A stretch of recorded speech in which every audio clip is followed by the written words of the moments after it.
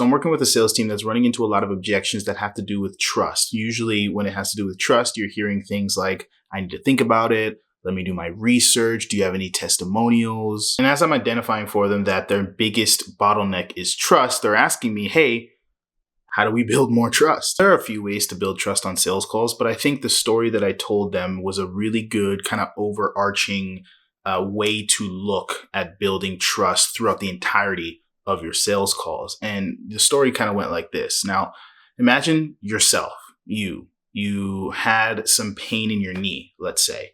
You went to the doctor's office because your knee hurts, right?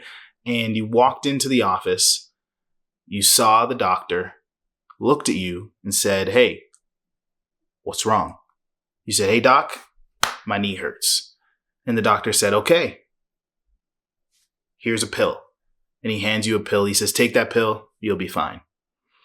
And I asked the sales team after I said that first moment, I said, how likely are you to trust that pill?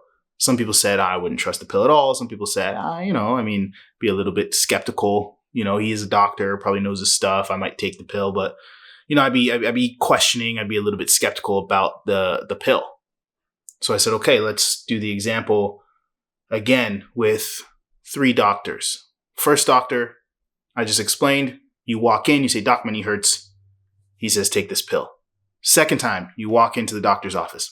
Second doctor now comes out, he says, hey, what's wrong? You say, doc, my knee hurts. He goes, okay, show me the knee.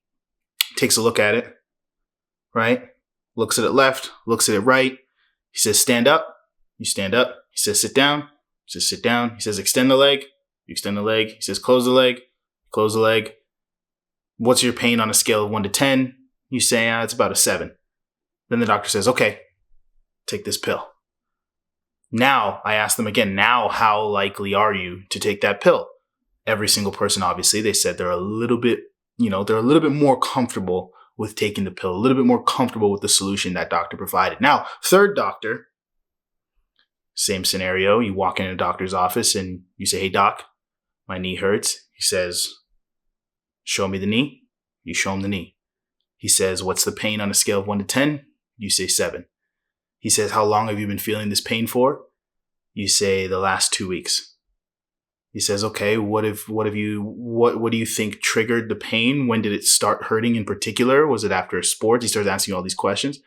You say, yeah, it was after the last time I played soccer. Okay. He takes you inside. He does a little hammer thing, asking if you feel it. He does an x-ray on the knee. And then after all of that, he then says, take this pill.